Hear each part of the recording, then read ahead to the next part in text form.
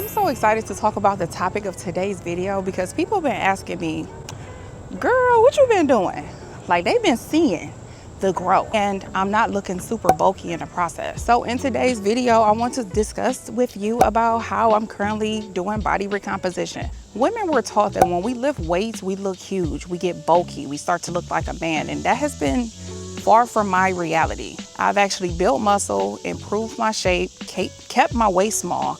And in today's video, I'm gonna tell you exactly how I did that. If you are new here, welcome to my channel. If you have been here, welcome back. I am Derica, and I lost 90 pounds naturally postpartum, and now I'm currently building. Highest body weight was 250 pounds postpartum. My lowest body weight I got all the way down to 161 pounds. And after losing all of that weight, I'm maintaining around between like 180 to 185 pounds. Now for reference, I am 5'9". So yes, 180 pounds, 190 pounds look very different on me than what it looks like on someone who is 5 foot. So the first thing I want to talk about is nutrition. I believe in rules of averages. So for the most part, yes, I still do not count my macros and I still do not count my calories.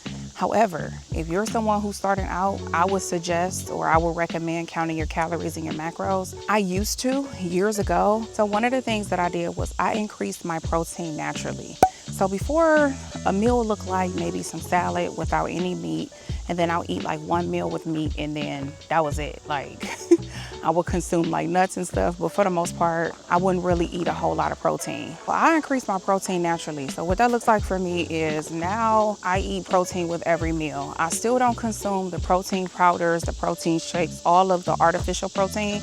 I just found ways to increase my protein through whole foods. Now I do like boiled eggs. With my boiled eggs, I'll cook like a pack of ground turkey and I'll eat that as a meal. I used to count my macros and my calories, but the reason why I stopped is because I became super obsessive and I struggled with body dysmorphia in the past, like especially around like COVID time, like 2020. So I just refused to do it. I'm not saying that it's a bad thing to do, but just kind of know who you are and know yourself. And I just don't want to reintroduce some of those obsessive behavioral traits. So I just eyeball things. So my natural way of increasing my protein is now I add meat to all of my meals. Before I was only eating meat with one meal. When I lost the original 89, 90 pounds, I was only eating meat with one meal. Now I eat meat with multiple meals. Now I'm eating my eggs, I'm eating my healthy fats in order for me to increase my calories as well. And then on the days that I'm not meal prepping, I eat what I want. And then I also have been consuming sardines, which are really high in protein and really good for you, and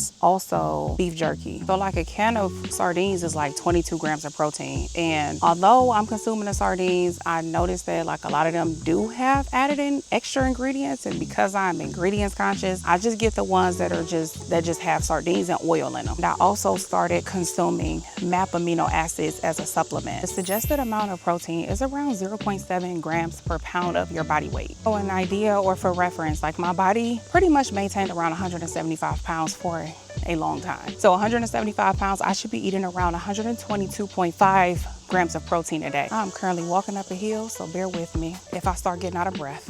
But another thing I started doing is consuming MAP aminos, which are amino acids. What MAP stands for is Master Amino Pattern. Amino acid blend of 9 essential amino acids. Those 9 essential amino acids our bodies don't produce on its own. They're needed for muscle protein synthesis without requiring digestion of the whole protein. So what they do is they help support muscle retention. So for the most part, I wouldn't say, oh, well, this is enough, like only supplement and don't. But for me, the reason why I consume MAP amino acids is because I know that I'm not about to eat a bunch of protein all of the time. So it's just kind of like a supplement. It's actually a really good supplement for people who don't consume enough protein, like people who maybe are vegan or vegetarian, who are plant-based. It's a nice supplement to consume. Now, they don't fully replace protein, and your best source of protein is always food, but it's a nice little supplement. And what I like to do is take them like maybe 20 minutes before I strength train, because they absorb in 20 minutes. And as we know, food takes longer. It has to go through the whole digestive process. Actually started taking them, like I just kind of stumbled across them. I started taking taking them. You guys remember when I did that 40-day, it was really a 30-day detox, but I expanded it. I did a 40-day detox back in January. That is when I started taking those MAP amino acids, and I just kept taking them. It's a combination of all nutrients and a balanced diet. I still believe in eating a balanced diet, so that is what I eat. What a day's worth of eating looks like for me is for breakfast, first thing I'm gonna do is drink my smoothie,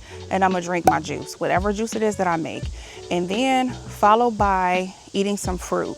Right now, I'm really into tropical fruit. So I'm eating peaches, pineapples, mango. Me and mango go together right now. It's been good for my juices, and it's just been good to just eat. And then what a breakfast, like a high protein breakfast looks like, is like some boiled eggs. I'll do 3 boiled eggs, and I'll do some ground turkey. And then what lunch looks like is a salad with some meat. So like a salad with like some chicken breast. And then if I want to snack, I typically snack on fruit still. And if I want a higher protein snack, I'll do like sardines. Sardines is like 22 grams of protein. Again, I'm very mindful of ingredients. If I'm doing sardines, I just only want oil in it. I don't need all them extra ingredients. Another good protein snack that I'll consume are beef jerky. And then dinner is gonna look like maybe some rice, a protein. So I like chicken thighs, is an easy go-to for me, especially it's really good when it's slow cooked in a crock pot or a Dutch oven. So chicken thighs, a vegetable, broccoli, green beans, and some rice. Call it a day, keep it simple. That's something that I will also meal prep for work. And then as far as like the foods that I eat when I'm not meal prepping, what I want. I eat what I want when I'm not meal prepping. So now let's talk about how I train. Because before I was only going to the gym twice a week and doing my strength training. Now I'm doing about 3-4 days a week. I was recently on night shift. When I was working night shift, I'm able to show up to the gym 4 days a week. It was just easier for me. Now that I'm back on day shift, I'm only able to train 3 days a week. I'm able to walk as often and as frequent as I like, but as far as me actually going to the gym and getting that strength training done, it's about 3 times a week on a minimum. So my workout split looks different. When I work out 3 days, when I go to the gym 3 days a week, I'm doing 1 upper body day, and I'm doing 1 glute day and 1 leg and glute day. When I go to the gym 4 days a week, I'm doing 1 full glute day, 1 leg and glute day, and then I'm doing 2 separate upper body days. So one day is chest, triceps, and shoulders, and then the other day is back and biceps. So because my goal is to grow my glute, 1 day a week is not good enough for me. I need at least 2 days, and when I'm there, I gotta make it count. My main lower body exercises are Romanian deadlifts, hip thrusts, kickbacks. So my main workouts on my glute days are RDLs, Romanian deadlifts, hip thrusts, kickbacks. What else is like a major workout for me? Bulgarian split squats. And I'm no longer lifting, like last year I was lifting like medium. It was like light to medium. Now I'm lifting heavy. I am going for volume. I am going for time under tension. I am going for progressive overload. If I feel like the weights are getting lighter, I'm getting heavier in my weights. I want to feel like I'm literally breaking my muscles down. And because I want my upper body to have a specific shape, so I had to bring my phone out because I'm looking at my actual workout split. So on one day where I'm doing glute only, I'm doing hip thrusts, RDLs, Romanian deadlifts, Bulgarian split squats, hip abductions, and kickbacks. That's what my glute day look like right now. And every time I feel like I can increase my weights, I'm increasing my weights. I'm doing around, give or take, around 8 to 10 reps. And it depends on what I'm doing for the sets. Like this most recent glute day, I felt like after 3 sets of hip thrusts, that was good enough. But if I feel like I can go for 4, I'm doing between 3 to 4 sets of each. On the days that I'm doing glutes and legs, that looks like me either starting off with squats or lunges. Then I'm also doing hip thrusts, I'm doing walking lunges, table kickbacks, and hip abductions. Oh, goodness, I'm just landed on my hand. I also want to sculpt my upper body as well. So the workouts that I focus on my upper body days are lateral raises for my shoulders, lat pull down for my back, seated row for my back, shoulder press for my shoulders, hammer curls for my biceps, tricep push down for my triceps, and then also face pulls for like my shoulder, rear delt, back area. Those are the workouts that I'm doing, and I'm usually doing between 3 to 4 sets. And the reps, those reps vary depending on my weights. Because I'm trying to lift heavier, or not that I'm trying to, because I'm lifting heavier, around 8 to 12 reps is what I'm doing. When I'm working my glute, in my legs, not really even my legs, mainly my glute. I want to feel like the main thing is, you know, is me lifting heavy, and that last 1 to 2 reps, I want those to feel like I can't even complete this. Like, this is crazy, this is bananas, this is barnacles. That is what I want those last 2 reps to feel like. I want them to feel like I am heavily challenging myself. And if you're doing it right, you should feel a burn in the right places. I want to talk about a couple of workout terms that you may or may not be familiar with. The first one is progressive overload. That is the main thing that I'm doing when I'm working out, which is where I'm progressively increasing my weights over time. So if I did 100 pounds on my hip thrust, next week, if I feel like I can tolerate it, I may be doing 110. Where you start and where you finish is going to vary because everyone's body is different and everyone's starting point is different. But whatever weight it is that you're lifting, it should feel challenging. As you're continuing to build the muscle, you're going to notice that you're getting stronger. And as you're getting stronger, you'll be able to increase your weights. And that is exactly what I do. The second thing that I want to talk about, another term that you may or may not be familiar with, is mind to muscle connection, which is extremely important. But this is more important than even increasing your weights. Mind to muscle connection is your ability to consciously feel and contract the muscle. So when I'm thinking about my muscles, I feel it more. So I'm gonna give you an example of like poor mind to muscle connection during a hip thrust. You're feeling that mostly in your quads and your lower back, which is where you should not be feeling it. You should be feeling it in your glute. Strong mind to muscle connection during the hip thrust feels like is that you're actively squeezing the glute, especially at the top of that thrust. You can feel your glute stretching on the way down and contracting on the way up. That is the proper way. That's where you should feel it. I'm still walking as a part of my training. Now I walk a little bit different, which I just actually put out another video about how I walk now. I can link that video. But the way that I'm walking now is I'm focusing on intensity versus before I focus on steps. Now, I mean, I'm still paying attention to my steps, but I'm focusing on how am I going to get my heart rate up and how am I going to sustain it. I want my heart rate to be in zone 2 and zone 3. The reason behind that is that in the process of me increasing my calories, my meals, my food overall, I'm going to be gaining weight. I want to gain muscle, but I don't want to gain fat in the process. That is the reason why I focused on zone 2 and zone 3 fat burning zones for my cardio, like walking back and forth. So what that looks like is I'm doing more hills. I'm walking up a hill right now. I'm walking more hills. I'm walking with a weighted vest. I'm swinging my arms. I'm doing things that are going to keep my heart rate. For me, zone 2 is in the 130s. I'm doing things that's going to keep my heart rate between the 130s and the 140s my whole entire walk. So that also looks like me walking. I'm still walking outdoors, but I'm walking on my treadmill a little bit more than I usually do in the summertime. So instead of my walks feeling like I'm just like dilly-dallying, my walks feel like I am actually actively working out. So the next thing I want to talk about is how important recovery is for me.